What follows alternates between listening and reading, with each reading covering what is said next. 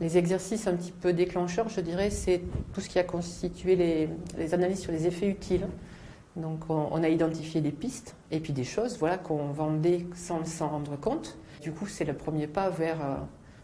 expliquer au client qu'on le fait, expliquer qu'il en a besoin, expliquer que ça peut lui être utile, expliquer que du coup, ça a de la valeur, etc. Sur la valeur, par exemple, environnementale, les gains environnementaux, la pollution évitée dans le milieu naturel ou les quantités d'eau évitées en termes de consommation ou de rejet dans le milieu naturel, on le quantifie ou le qualifie assez mal